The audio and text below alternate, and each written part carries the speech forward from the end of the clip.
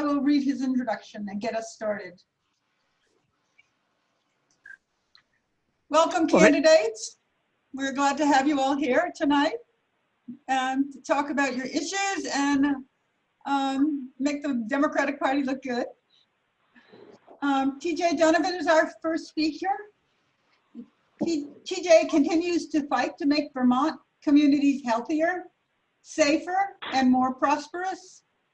As Attorney General, he is committed to providing greater access to justice, fighting to end opioid epidemic, supporting businesses and protecting consumers, defending the environment, and standing up for civil rights of all Vermonters.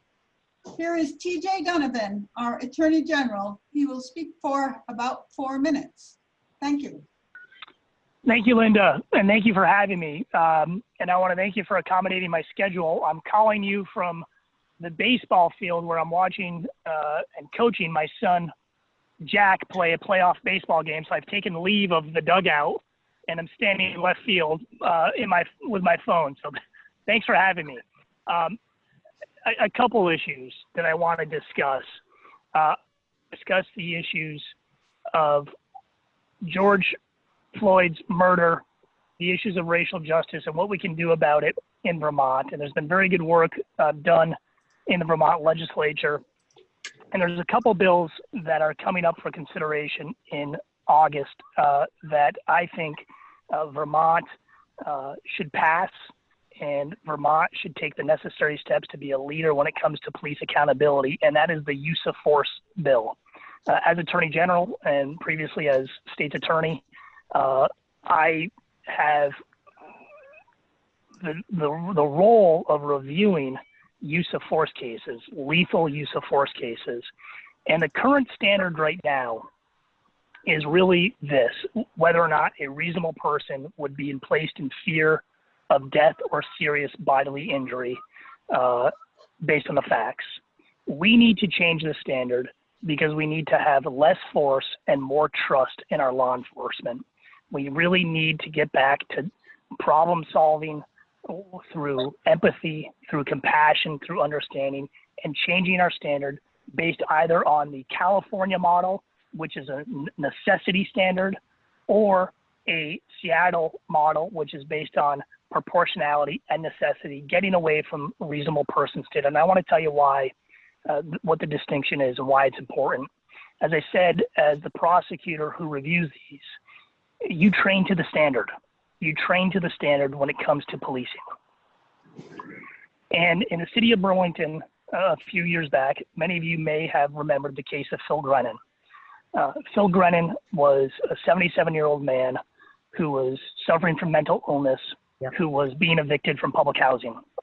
And the first question is, why is a 77-year-old man who's sick being evicted? The second question is, why were the police called? And the police were called, and they did their job for the most part at first. And he was in a housing complex.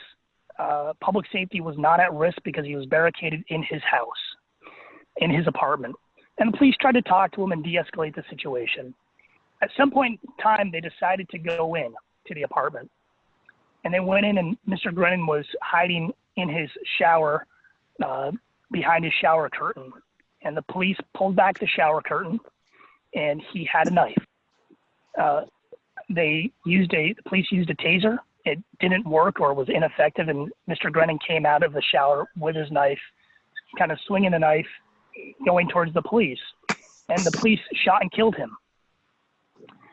And I reviewed that case. That ruled that justified, because under the current standard, it is whether or not a reasonable person would be placed in fear of death or serious bodily injury when somebody comes with you at a knife. If we change the standard to necessity, we then have to look at the totality of the circumstances. We have to look at the tactical decision-making. We have to engage in de-escalation and exhaust every possible remedy before force is ever contemplated, because you train to the standard. Vermont needs to pass this bill. The community is working hard on this bill. This is a complicated issue. I understand that. But we need to build more trust with our community and use less force I'm sorry, what? Sorry, TJ, 15 seconds. Yeah. And I'd ask all of you to talk to your representatives, talk to your senators, get educated on this. Let's pass this bill. It is what is good for public safety. It is what is good for public trust. It is what is good for law enforcement, because we have to change. We have to change, and we're only as good as the trust the public puts in us. Let's make force the last resort, and let's build trust. We can do that by passing this bill. Thanks for having me. Thank you, TJ. Thank you, Linda. Thank you all for your work, and let's win in November. I think you should go back to the baseball field. You're coaching, they need you. Well, we're down 4-0, so I think you're right. Okay. Our next speaker is Beth Pearce, our state treasurer. She has almost 40 years of experience in government finance at both the state and local levels. She continues her advocacy, affordable debt practices, prudent management of pension systems, and responsible use of the state's reserves. Here is Beth Pearce, our state treasurer. Well, thank you very much. First, I want to say thank you for inviting me today, and thank you for your support year in and year out. As you know, I go to most of the state committee meetings, almost all, and I say thank you every time because you folks make a difference in the election. So keep up the good work. And I also want to say, please be safe in this environment. We're in unprecedented times. Take care of yourselves, take care of your families, reach out to somebody that needs some help, and volunteer where you can. That's the Vermont way of doing things. You know, when you ask me about the Treasurer's Office and what we do, I have a bottom line, and that bottom line is that every single person in this state, every single person should have an opportunity for financial well-being, a lifetime of financial well-being. And I say this often, but you want it for yourself, you want it for your family, I want it for every single Vermonter. And we do things, we do a number of things to make that happen. We have a financial literacy program, and we try to reach out, for instance, to new Americans. We have a program in your golden years. Someone said mature the other day, and I like that, although I'm not sure, it's a good way to describe it. Local investments. A number of people on this call and a number of people in the state legislature helped us put together a program that allowed us to do more local investment, invest in housing and energy, invest in lowering the cost of education for post-secondary education. And we try to work very closely with our partners in the General Assembly to make these things happen. We worked on a project called Green Mountain Secure Retirement, and that is to help small businesses, and small businesses are the backbone of our economy. And we also have pension programs that we administer, about $4.5 billion of investment dollars in there, and we manage about retirements for about 60,000 active, vested, and retired members. So we're very proud of what we do. Just this week, that people work remotely, and we put on 500 new retirements in the month of July. Teachers, municipal employees, and state employees who opted to retire.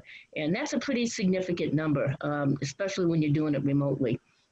For me, it's, as I said, it's about trying to do the right thing for all folks, and that means every single person in the state. You know, the diversity that we have in terms of lifestyles, the diversity we have in terms of folks. I think that we need to make sure that every single person has a right to economic justice, social justice, has a right to a clean environment, and that's what we're working on in our office. And I'm very proud of what we do. I would say that I have a primary unopposed, but I am in an election, in the general election, and my opponent is moving, I would say, further to the right on pensions. And for me, defined benefit plans are the best protection for our employees, for teachers, municipal workers, and they provide the best value per dollar in retirement and the best value for the taxpayer. And I would add, by the way, that state employees, 78% of retirees stay in this state, and for teachers, 75%. So I'm very pleased with what we do. My opponent, I looked at her voting record, and she voted against paid family leave, voted against minimum wage, voted against certain gun control measures, sponsored a bill to let insurance companies opt out of providing abortion services. We don't need this. We need a compassionate person who works for social justice. And with that, I will stop. And folks have any questions, bethpearcevt@gmail.com, and I'd encourage you to give me a call, or 498-3130 for the call. Thank you.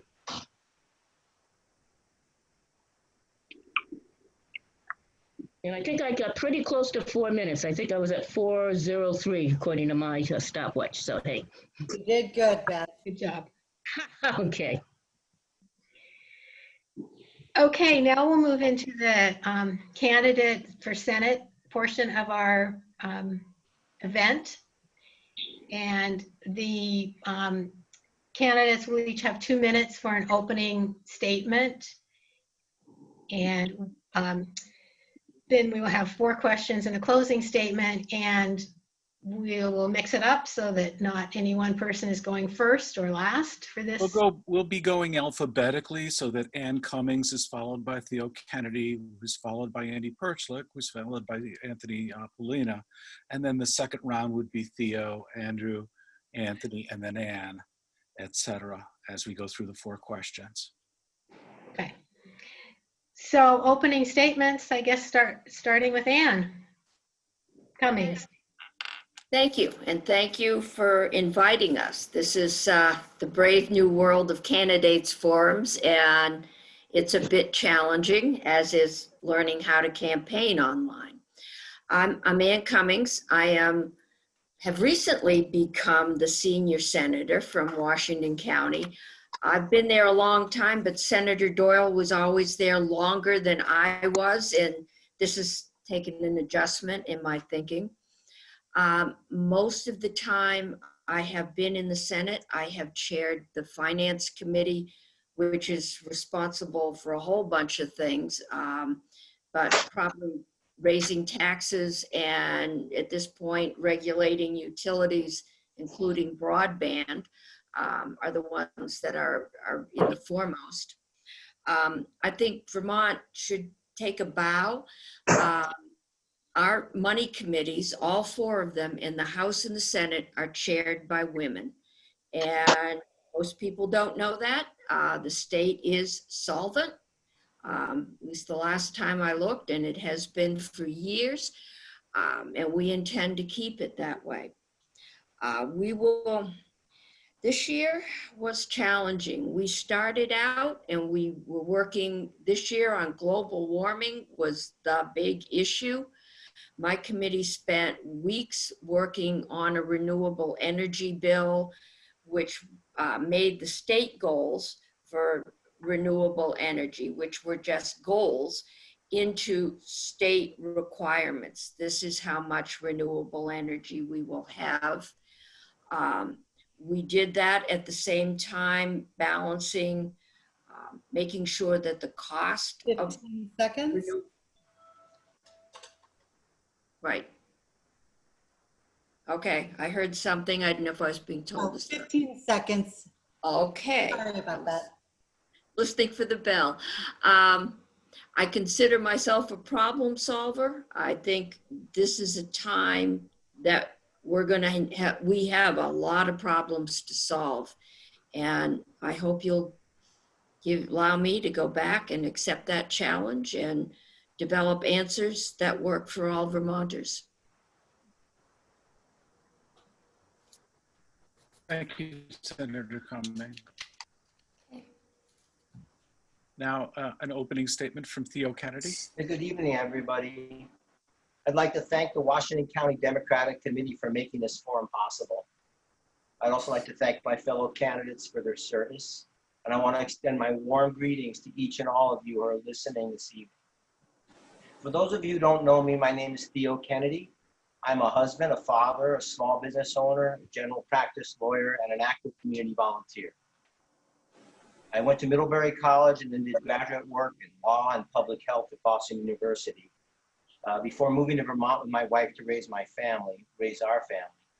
I worked in Vermont state government for 12 years before returning to private practice about 10 years ago. These times are unlike any we've experienced in our lifetimes. I believe what we do at this moment as a country, as a state, as a community matters more now more than ever. And that's why I decided to run for office. These upcoming elections will define us and our future. As we continue to reckon with the ongoing health and financial impacts of COVID-19, as well as the deep injustices of systemic racism, we cannot and should not go back to the old normal, but forward to a new normal. It's more inclusive, more prepared, more resilient, and more hopeful. I believe that great adversity can lead to new creative solutions and foster the political will and the opportunity to accomplish things that we have wanted to do for decades, but haven't been able to. Like statewide broadband access, universal health care, paid family leave, a livable wage for all, and a thriving green economy. I believe government can have a positive impact on people's lives. I am passionate and energized by public service, and I'm deeply committed to accomplishing the goals that we set out.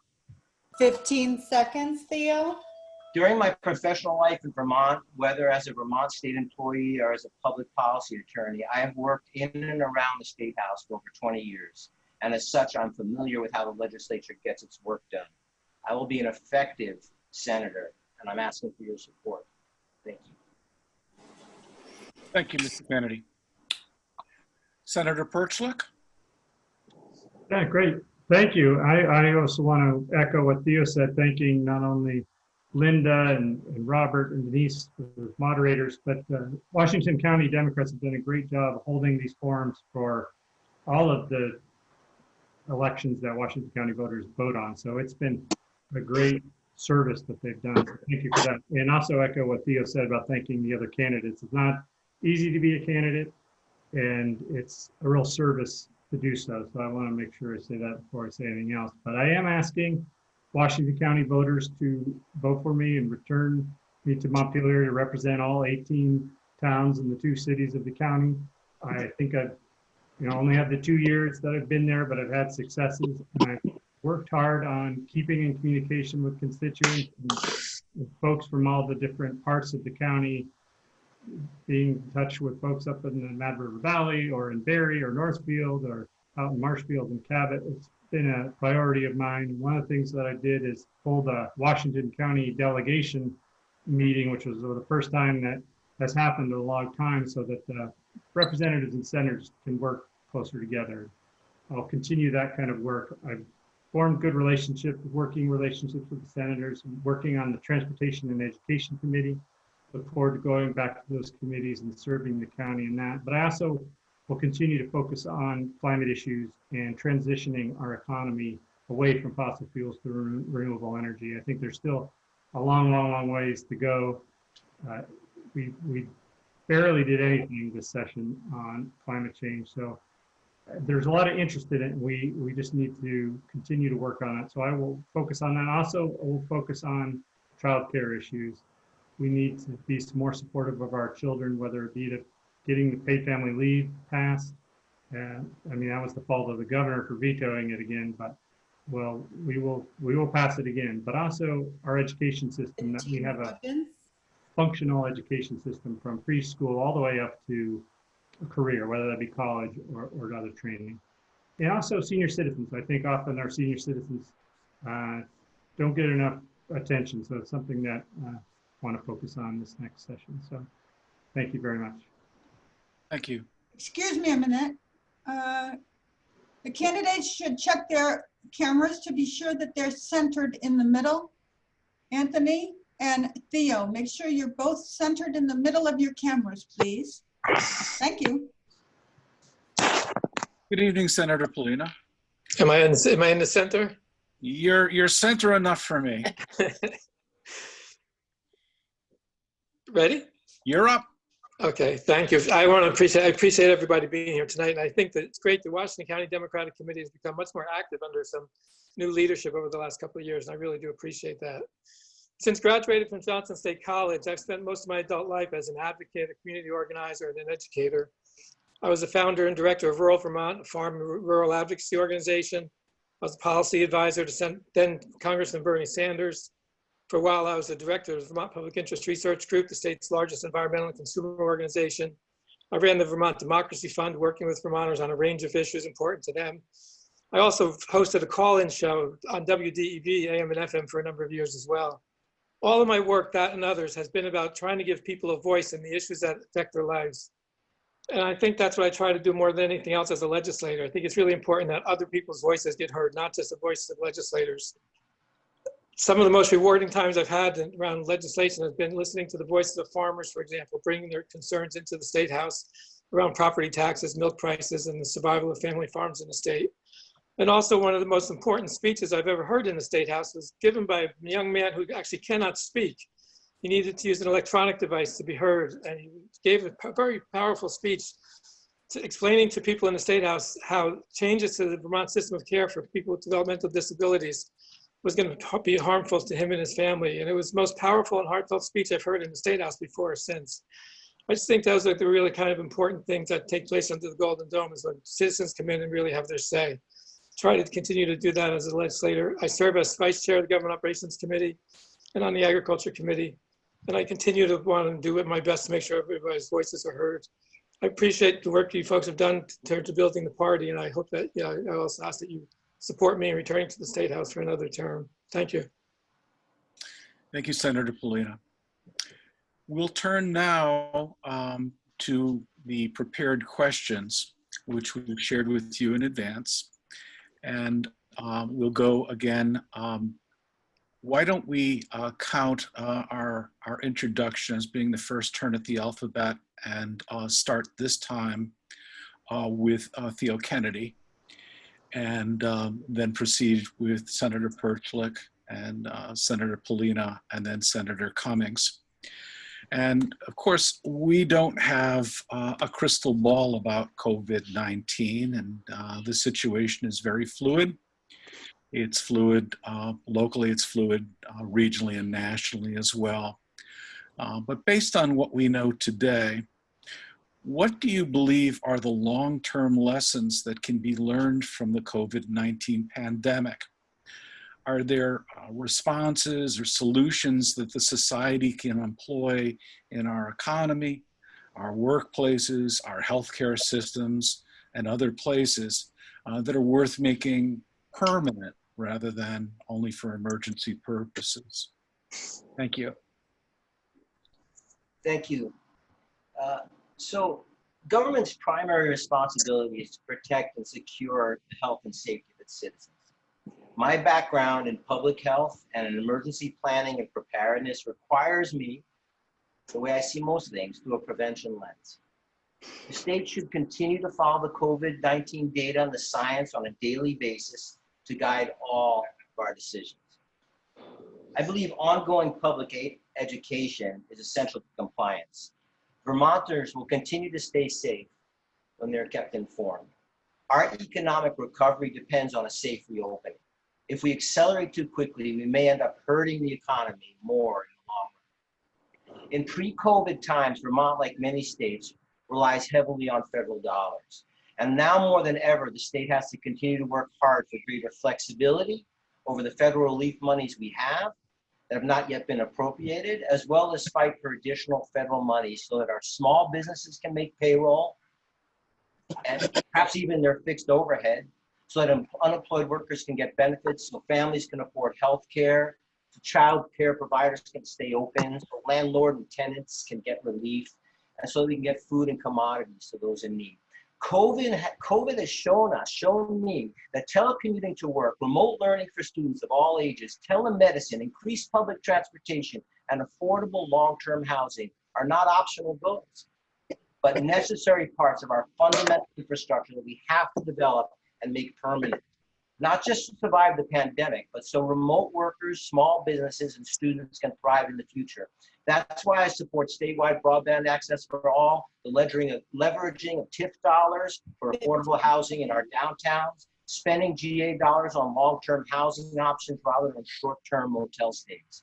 COVID-19 has also taught us how essential many of us are to our daily lives, not just frontline healthcare workers who deserve hazard pay, but grocery store clerks, janitors, childcare providers, and many others who are simply paid too little and live paycheck to paycheck.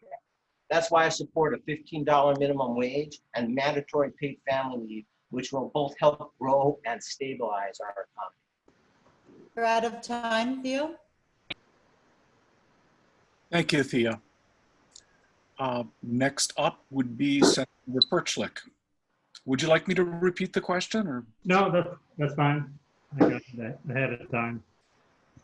Yeah, I think a little bit similar to what Theo said is we need to first make sure we're fighting COVID. The way the question was written that it was sent to us made it seem like we might want to focus on increasing our economic development, but definitely we need to follow the science and make sure that we have COVID completely under control before we, really are putting the pedal to the metal on economic development. Because if we start opening up too fast, we'll see what other states have seen, where you just then have to slam on the brakes, and it's going to cause more disruption and more damage to our small businesses that are really suffering.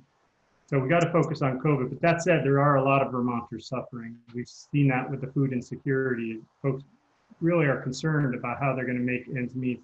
Unemployment is still really high. And then we have the federal government, which has been a complete failure in supporting the states in organizing a response. Now that $600 that the Congress did get passed is ending at the end of this month, and it's going to be a real struggle. We did keep some of the federal money. So when the legislature gets back in August, we'll see if we can deploy some of that.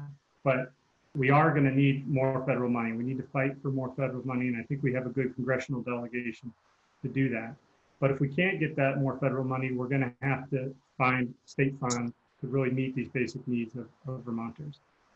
But beyond the basic needs, we do need to make investments in the long term that also are helpful on our COVID response. One example is on the Education Committee, I organized $6.5 million to a school ventilation program that met the requirements for COVID, because it is going to make our schools safer when the students do return.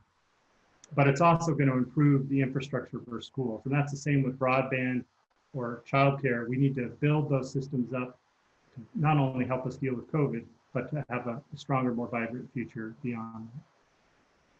Thank you, Senator Perchlik. Senator Pollina.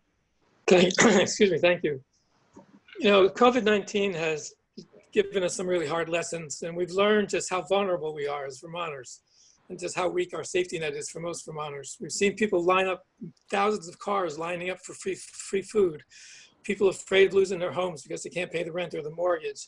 People who are homeless and don't know where to go, where to get the services they need. It's really shown us the holes in our safety net that we really need to patch if we're going to move forward together. We've also learned to appreciate every kind of worker imaginable. People who work in grocery stores is one of the examples that we've seen a lot about lately. But other people who work for low wages and get little respect, we've seen how important all workers are to our lives and our livelihoods. So we have to find ways that we can put people to work and put businesses back online. It makes us think a couple of things. Wouldn't it be nice if we had paid family leave before this all happened? If we had a fund set aside for paid family leave, difference that would have made for some families. Or if we had universal access to primary care so people could see their doctors as quickly as possible and as easily as possible, as cheaply as possible. I think that we've come up with a couple of good ideas to move us in that direction. There's a housing bond that's going to be created, which will allow us to build affordable housing and put people to work doing so. I think a Vermont Green New Deal is another way to put people to work while addressing one of the major problems we have here in Vermont, which is reducing our carbon emissions and moving more towards renewable energy. So I think that we see COVID-19 as a challenge for sure, but I also see it as an opportunity. I don't know what we can do much in the short term other than the housing bond and the Green New Deal work. But I think we have to learn the lesson, which is that we need to be better prepared and have a safety net that really works for Vermonters so that we're not caught so far behind the 8 ball as we are, as we have been in the last couple of months. Thank you, Senator Pollina. Senator Cummings.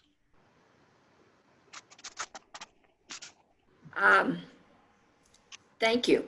The COVID taught us a lot of things very quickly and forced us to do things we probably would have done anyway. Some of them are going to stay. The renewed focus on telehealth, remote learning, we had to jump in both feet with that. We learned the importance of broadband and the fact that we can't just sit around and say, well, we got a couple $1,000s from the connectivity fund, which you all pay in your phone bill. And we'll string a couple miles this year. We need to put more money into that. We learned the importance of online sales, and we learned how fortunate we were to have the wayside decision that allowed us to tax online sales. We would have been in terrible shape if we couldn't. I'm glad Senator Pollina mentioned the safety net, because that is my primary concern. Twice that I can remember in the past during economic downturns, I have voted to either raise or put a surcharge on the income tax to make sure that that safety net is whole. And the fact is, we have done a miserable job in protecting that safety net. Before we went into this, we had a mental health system that was imploding, mostly because of our Medicaid fees are not adequate. Our rural hospitals were in financial trouble, and our independent family practices in rural areas were in trouble. We're going to need 15 to find a way to finance them. I think we've also learned that minimum wage is very important, and that childcare is an economic necessity, not just a luxury. Thank you, Senator Cummings. I'll turn the moderator over to Denise. Thank you. Okay. So for this question, number 2 will go in order of Senator Perchlik, Senator Pollina, Senator Cummings, and then Theo Kennedy. For our second question, we want you to talk about healthcare. We have heard very little about healthcare this election cycle. The coronavirus has emphasized the fact that not having universal healthcare affects all of us. What are your plans to meet the healthcare needs of all Vermonters? Yeah, thank you, Denise. And yeah, We're ready? Okay. I'm glad that the question was included, because it is critical, and even, as you said, even more critical now that we see what happens when the healthcare system is tested. Well, first off, I want to say that healthcare is a human right, and we need a federal Medicaid for all, universal healthcare for sure, but we're not likely to see that anytime soon, and I don't support just waiting around until there can be a federal solution. We might be able to do some regional work. We've had some success working with our other states on other items, so maybe there's a way to work with other states on kind of a New England healthcare system. But again, I don't want to wait till we figure that all out. So I do support the efforts that we started under Governor Shumlin, but then he had abandoned. The Worker Center has a plan to pay for a universal Vermont healthcare system that I support. I think we, at the very least, need to dust that off and present it and start talking about a graduated payroll tax, a tax on wealthy, tax on dividends and some of the loopholes that the wealthiest Vermonters have, so that we can afford to increase our healthcare system to make it free. At the very least, we need to do what Dr. Richter suggested, do the universal primary care. So at least the vaccinations and the first cares, and people are going in to get tested early for whatever they might have, so that we can lower the cost of our healthcare system. We've been working on this for many years, but healthcare costs are going up, prescription drug costs are going up. I'm hopeful that we will be able to be importing some prescription drugs from Canada at a lower price now that we have that authority to do it, but then we got to figure out actually how to do it. And I also think that the Dr. Dinosaur program is a program that we could expand by increasing the income level, so that more people, more of our children up to age 19 can get at least that primary care taken care of, because I think that's going to save us money over the long term. okay, thank you. Okay, Anthony Pollina, you're next. Thank you. And I appreciate the fact that you asked this question because it is interesting how little discussion there's been about healthcare in this particular campaign season. It went from being the top issue to being an issue that we don't really talk very much about these days. I think people have kind of gotten frustrated to throw their hands up in disgust and feel like there's no real solution. But I think there's a couple of things that I would support doing as we move forward. The one Andy just mentioned is universal primary care. Primary care is the most used care in the healthcare system. It's what people use most of the time. It can be done relatively inexpensively, and it will improve incomes by making people be able to go to the doctor, get their primary care, they stay healthier, they avoid the use of emergency rooms, and lowers costs in the long run. Studies have shown that more primary care means less hospitalization care, which is really important. And I think if we do it on a per member per month basis for primary care doctors, instead of doing fee for service, we would also make things a little easier for the docs themselves because they wouldn't have to deal with all the paperwork that they deal with now when you go to the doctors just to get a checkup or whatever it might be. So universal primary care can move us in that direction, both in terms of being better for us as consumers of healthcare and for doctors for being providers of healthcare as they already are. It should be publicly financed through some kind of tax, whether it's in the workplace or the income tax, but some kind of public financing to make sure it's fair to everybody. And I would just mention that we're already paying for all this care as well. It's not as if how can we afford to pay for this? We're already paying for it every day, every year. We're just paying more and more for it. And we just have to find a more fair way to pay for it in a way to make sure that the care is accessed universally. Andy also mentioned Dr. Dinosaur, which I think is another alternative. Dr. Dinosaur now covers young people, I was gonna say kids, but young people up to the age of 19. We could expand those age up higher. So over the course of a couple of years, expand it to people who are maybe in their 20s and in their 30s or 40s and move up that way. The same way we've talked about Medicare for all, bringing the cost of bringing the age for Medicare down so more people qualify for Medicare. We could do the opposite, but same thing for Dr. Dinosaur, right? Increasing the age limits for Dr. Dinosaur. I think that we have to be careful looking at One Care Vermont, the accountable care organization, because they're not very transparent. I'm a little concerned that we're gonna have a healthcare system that instead of being ruled by insurance companies who have become pretty cooperative in the state of Vermont these days, that instead we're gonna have a healthcare system that's controlled by one entity, the accountable care organization. And if that's gonna be the case, which I hope is not, but we have to be much more transparent about how they operate and whether they're actually reaching our goals or not. Senator, sorry, you're out of time. Okay, I'm done, thank you. Okay, thank you. So Senator Ann Cummings. Okay, thank you. I feel like I've been fighting this battle for years. Finance regulates insurance. I also right now serve on health and welfare. The two driving costs in health are pharmaceuticals and hospital costs. And we've been trying to get those down. Twice now, Vermont has come right to the brink of doing single payer, and the bill has come in and it has been deemed too high. Just for reference, my son lives in Canada. He loves Canadian healthcare, but he tells me everyone in Canada that makes $48,000 or more pays 50% of their income in taxes.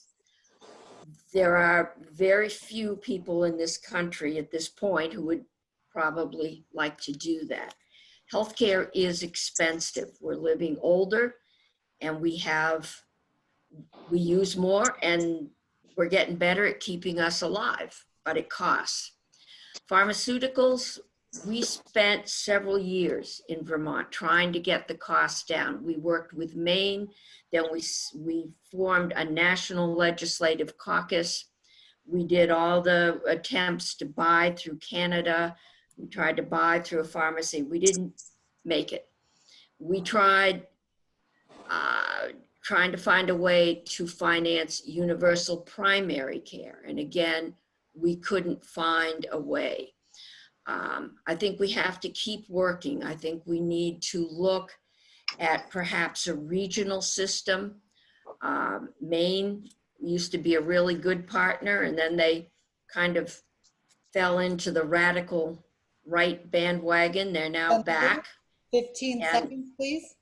Okay, I think we should work on a more regional area to get a bigger base to do some kind of universal health insurance.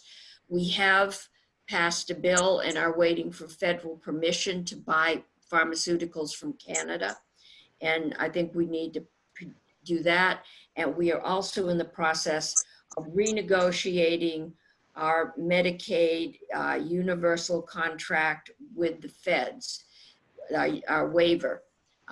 We have a unique waiver, and I think all the things like Dr. Dinosaur and ranging that age, they all have to be included in that negotiation, and we need to do that.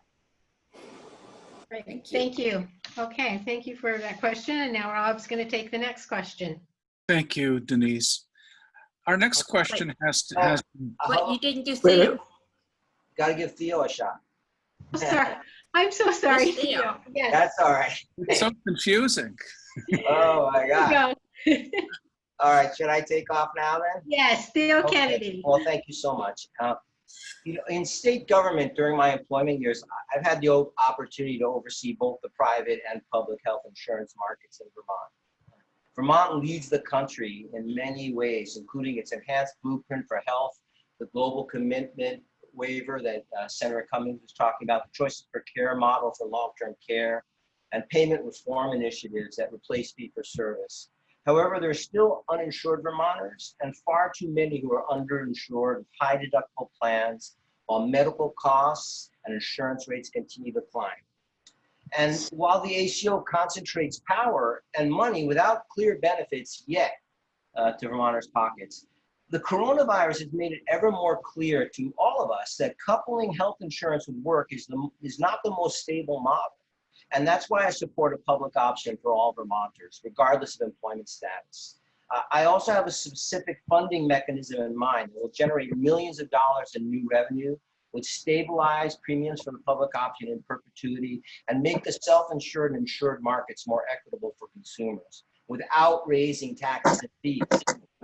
I've talked about this for years, and I look forward to implementing it. The public option is the best practice model to ultimately obtain coverage for all Vermonters as we continue to work with our federal delegation on a Medicare for All approach.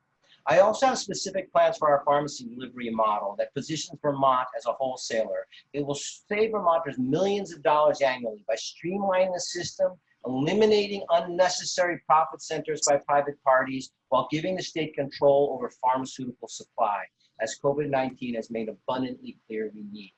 It will also enhance our epidemiological data and help with opioid abuse prevention efforts. Pharmacy makes up nearly 20%. 15 seconds, Theo. 15. Thank you. Pharmacy makes up nearly 20% of our $6.2 billion annual healthcare expenditure, and this long overdue structural change is sustainable. I also support universal primary care, expanding the moderate needs group and choices for care, and as a public health professional, in my view, prevention is always the best medicine. All right, thank you, Theo. Okay, now turning it over to Rob for the next question. Thank you very much. And we will be starting with Senator Perchlik now on the next question.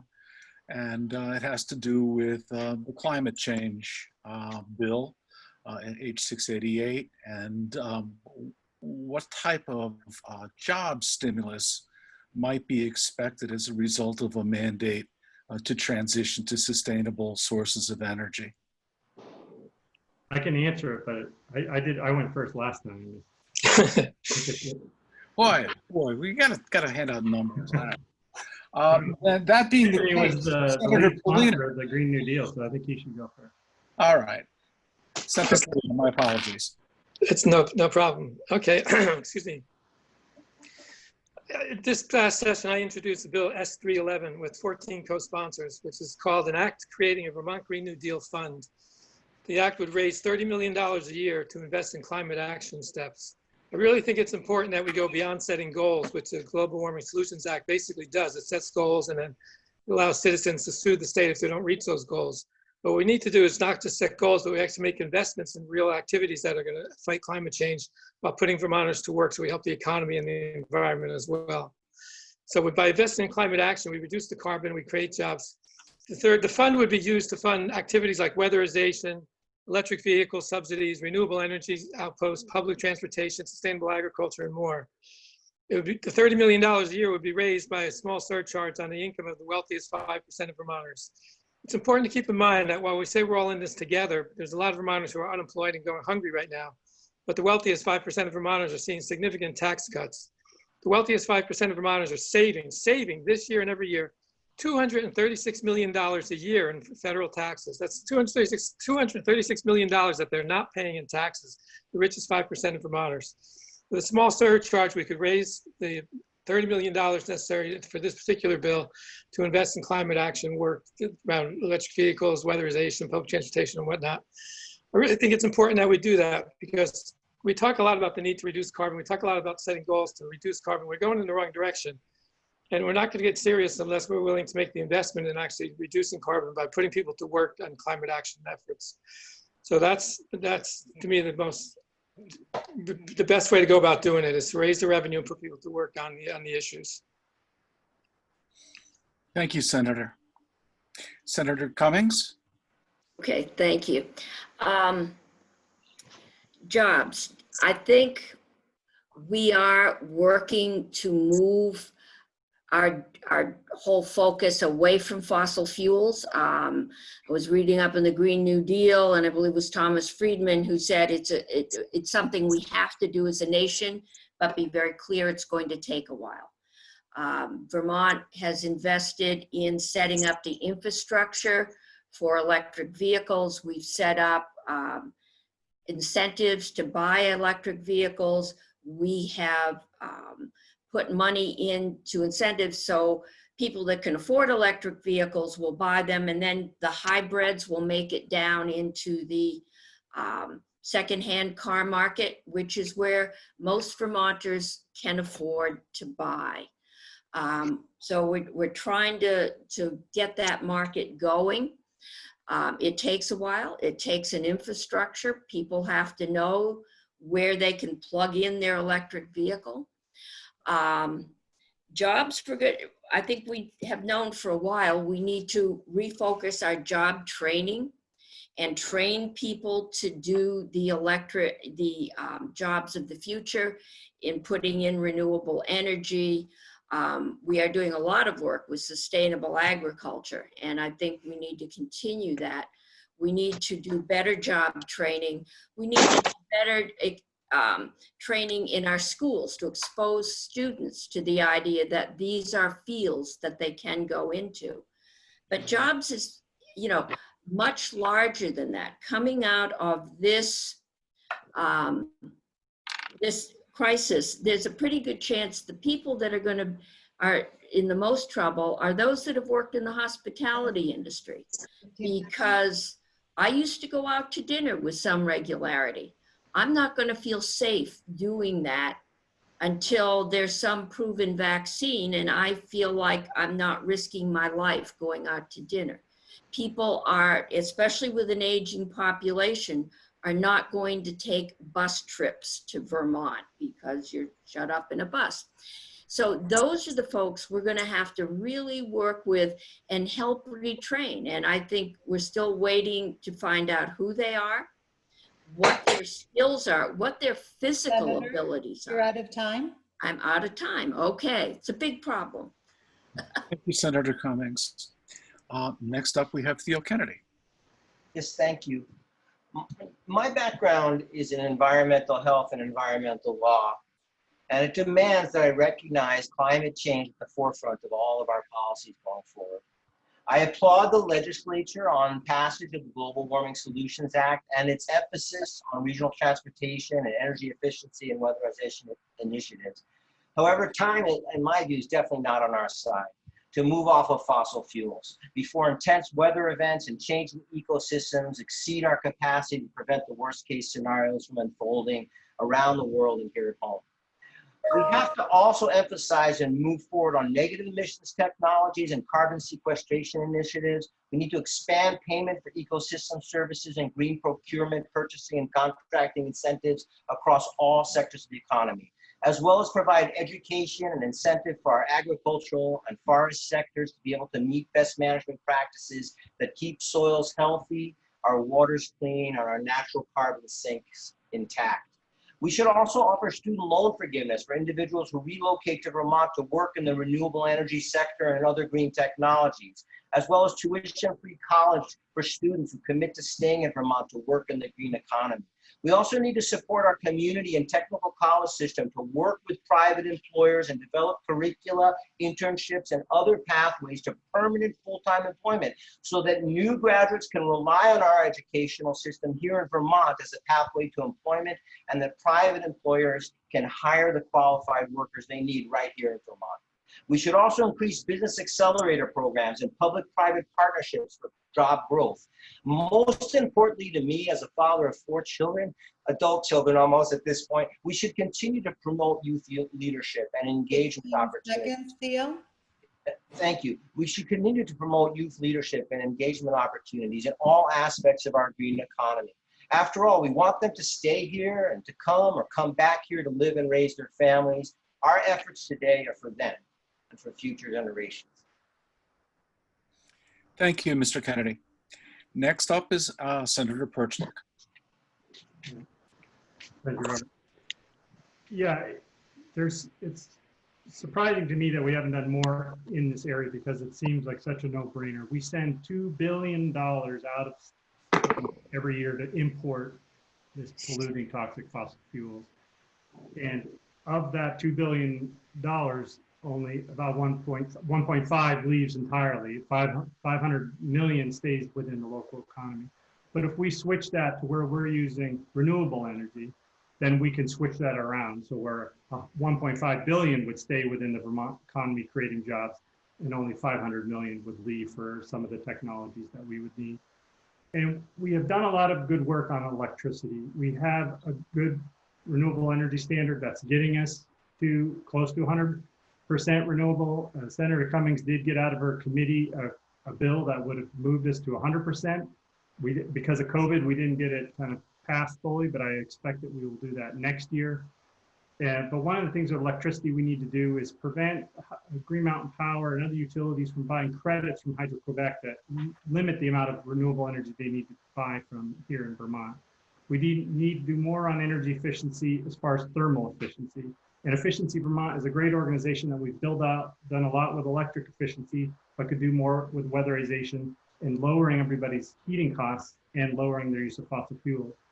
And we can do a lot with advanced wood heating. This isn't just the wood stoves, even though new wood stoves can be advanced, but advanced pellet heating throughout the state could offset thousands, millions of gallons of fossil fuels, but it would be locally sourced, sustainably harvested, that would support our forest products industry, would create jobs in the sales and installation, and we could use that as a transition. So we're not putting our fossil fuel dealers out of business, but we're using them because they're essential to keeping people warm to transition to this new clean energy economy for Vermont.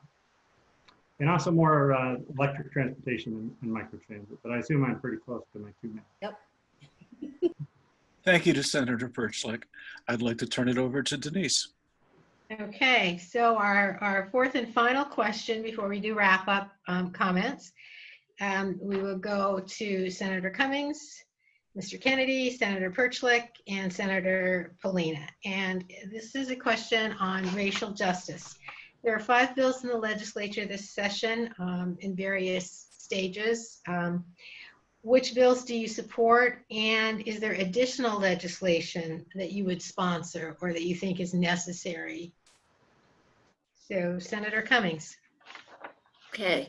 I believe what the Senate has done is taken those bills and taken the key points in each one of them and put it into one bill. And I do not remember the number.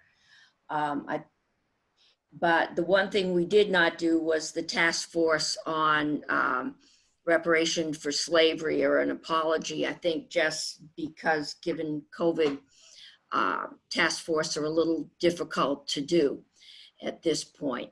But we did ban chokeholds. We did set up new training standards and training on de-escalation tactics, cross-cultural awareness.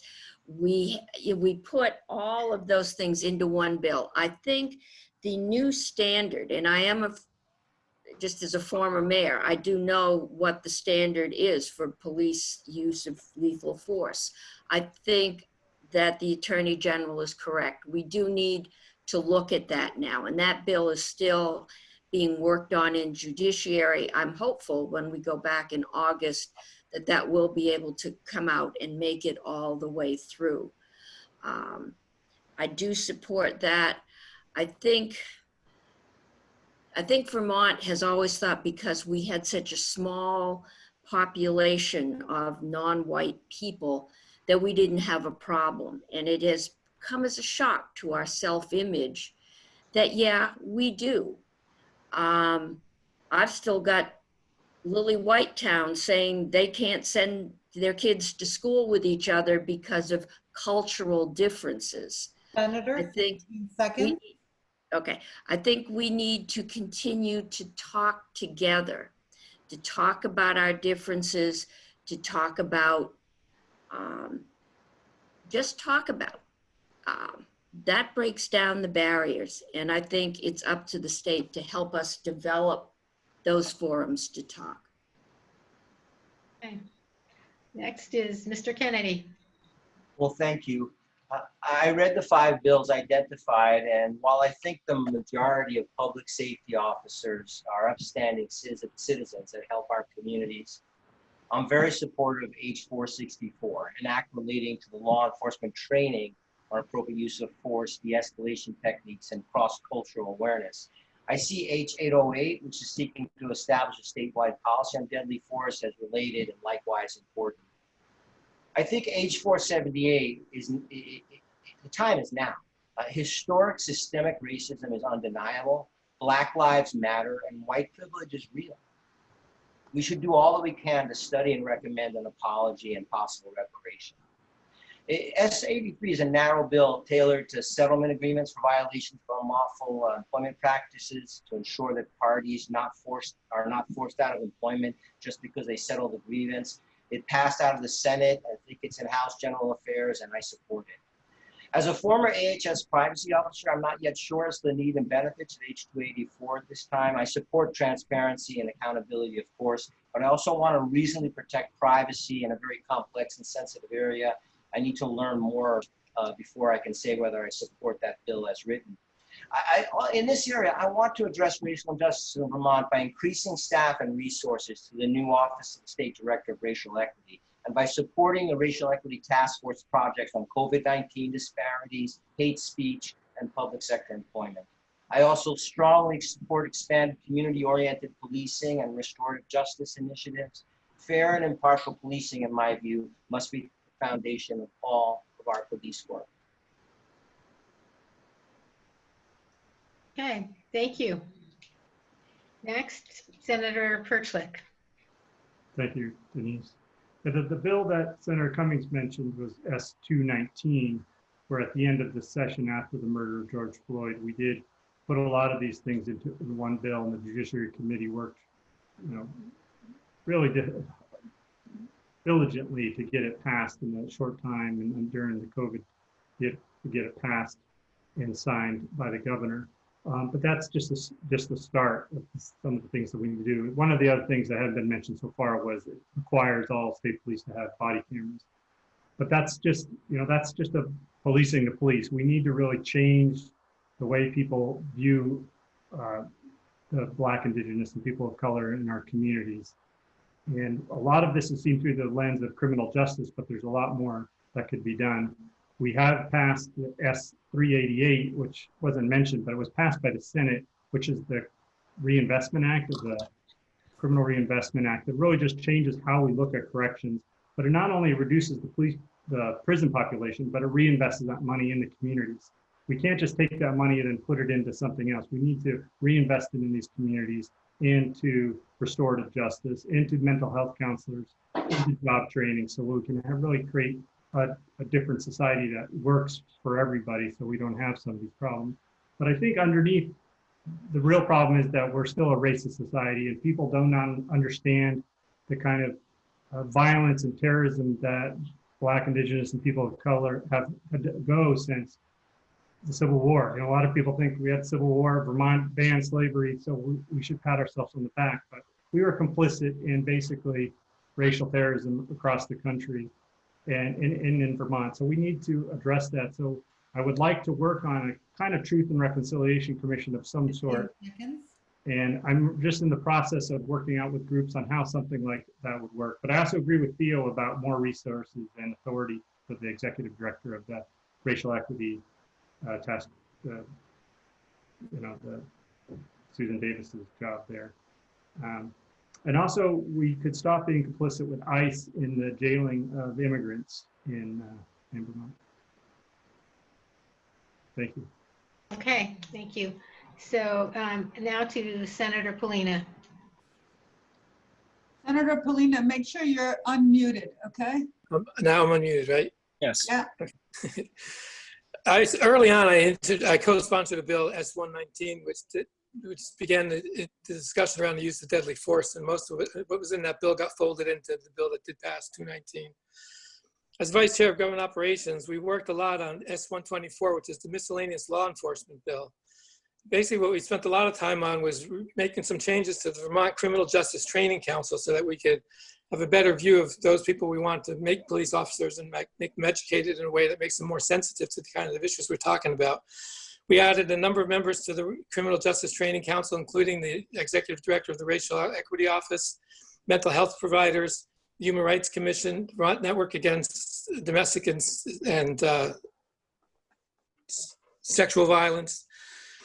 We also said that nobody would be allowed to go to the police officer training program unless their agency, the police force they were going to be sponsored by, was up to date on all its data record keeping around police stops, roadside stops, and whatnot. We also talked about ways to better find ways to make it possible for all the smaller agencies around the state to buy body cameras by doing some kind of joint body camera buying so that people would have the ability to afford those things and come up with uniform policies as to how the body camera data is stored and kept and made available for people under the Freedom of Information Acts. So those are some of the things you've heard about some of the things we have done, but I think it's really important to keep in mind that the bottom line is that the system that we're talking about, systemic racism, is just that. It's everywhere within our society and our culture. It's in law enforcement, sure, and we sort of do the low-hanging fruit by taking advantage of the effort to like deal with law enforcement first, but that's just the beginning of the process. It's in housing, healthcare, education. It's deeply ingrained in our culture and our society. I would say that we need to make sure that people of color are involved in every single step we take forward as we move forward to try to deal with systemic racism. It's going to take many, many years. It's cultural and social change that has to happen. And there's one thing I would mention. There's a saying that says, nothing about us without us. And if we're going to talk about overcoming systemic racism, we have to make sure that people of other races are involved in every effort, every step that we take in moving in that direction. So nothing about us without us should be our motto as we involve people of color in these efforts. Okay, thank you. I think now we'll check in with our host, Linda Gravel, to see if we are ready for closing statements or if there are additional questions that we want to try to get to. So I guess I'd like to say that I selected these questions from the last 4 forums that I have been doing with candidates. They are the most important things that are on voters' minds right now. And I wanted all our candidates to think about this, think about these issues and policies, because they are on voters' minds right now. These are the important things people want to see action taken on. I thank you for all your questions. You did great research on all these topics to bring us good information about what's going on and what you would do about them. So I want to thank all the candidates for this. And now we can start with our closing statements. Thank you. I'm going to turn it over to Rob to monitor the closing. Thank you, Denise. We have 2 minutes each for a closing statement. Who's up? Senator Pollina? I lost track again. Senator Pollina, a closing statement? Sure, you're the boss, whatever you say. Well, first of all, I appreciate everybody being involved in this forum. I think it's really important because it's been a difficult campaign season. And frankly, it's been a really hard time to be a legislator. There's always competing interests that legislators have to deal with. You know, we got so many needs and got only so much money to deal with. This time it was an extreme case of like everybody in need and very little money to deal with it and very few taxes coming in. So it's a really hard time to be a legislator, quite honestly, but it's also, there's a lot of work that needs to be done. And those of us who are doing it, I think should be sent back so that we can continue to do the work that we're doing. I'm not going to make any promises except that I'll do my best to continue to allow people's voices to be heard in the State House. In this campaign so far, I've been endorsed by Vermont Conservation Voters, the Sierra Club, and Rights and Democracy. Last year, I was awarded by the Vermont State Employees Association, the VSCA, awarded me their Labor Hero Award because of my willingness to stand up for working Vermonters. And I think that's an important judge of any legislators, how willing they are to stand up for regular folks day to day. So I would just continue to do the work that I do as best I can. And I hope that we could find a way to work ourselves out of this COVID-19 process that we're involved in and restart our economy, but make sure that everybody's involved in making the decisions about where we go next. So no promises, except that I'll do the best I can to make sure that voices are heard in the State House. I appreciate your time. Thank you.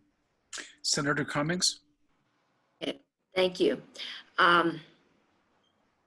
These are indeed challenging times. I think the discussion tonight pointed out that these are complex issues and they are complex questions. And to address them, we are going to need to work as a legislature together to develop answers. I've been there long enough to know that if there was a simple answer, we would have done it by now. And what I'd really like to do is bring people together, all involved people, all interested people. I read all my emails. I try and answer all my emails. I listen to people. If anyone wants to come in and testify to the committee when we actually had a room, I always gave priority to members of the public. I believe in democracy. I believe that government can be a force of good for people. This is how we, the people working together, decide what we want to do. I like being a part of that process. I love making government work for people. And I love bringing groups of people together with different points of view and finding a solution that works. I think we should be proud of Vermont. I think it's come out tonight that we have done some really good things in this state. We have a long way to go, but it's not because our heart is in the wrong place, and it's not for lack of trying. And I hope you will give me the opportunity to go back and keep trying to make government work for you. And thank you, everyone, for being here tonight. Thank you. Theo Kennedy. Well, thanks again to the Washington County Democratic Committee for making this forum possible, and to my fellow candidates for your service, and for all of you who are listening in, thanks so much. I'm running because I think I can make a positive difference in people's lives. I'm running for the office, not against any individual. I'm a good listener and a hard worker. And I work well with people from all sorts of perspectives, backgrounds, and experience. My view is when a process is inclusive and different voices are heard and vetted, solutions emerge. My background as an attorney and in public health distinguished me, and is timely right now, frankly. And my diverse educational and employment background helps me appreciate the interdisciplinary nature of things to help forge what I hope are sustainable solutions and attainable, measurable outcomes. I'm also a successful small business owner that has directly experienced the financial challenges of starting a new business and of continuing business safely during the pandemic. I bring a fresh perspective and fresh energy and a passion to serve, and most importantly, to get things done. I will bring inclusive, kind, respectful, thoughtful, decisive, and productive new leadership to the Vermont Senate. If you're interested in finding out more about my background or positions on any of the issues, please visit my website at theokennedyforsenate.com, which I put in place for campaigning in these peculiar virtual times. I'm asking for one of your 3 votes for Washington County Senate, and I would be honored to serve you. Thank you. Thank you, Mr. Kennedy. And finally, we have Senator Pollina. Oh, Perch, for Christ's sake. Andy. Sorry. Say ditto to what all right. Long day. Yeah. Yes, it was hot. Well, thank you, Robert, and thanks everybody that's paying attention to this. It's a good sign of our democracy that here in Washington County, people have a choice, that you do have 4 candidates. And that's not the case in most of the state. There are not a choice. So there's a way for people to be candidates and be active in government without being mean or attacking people.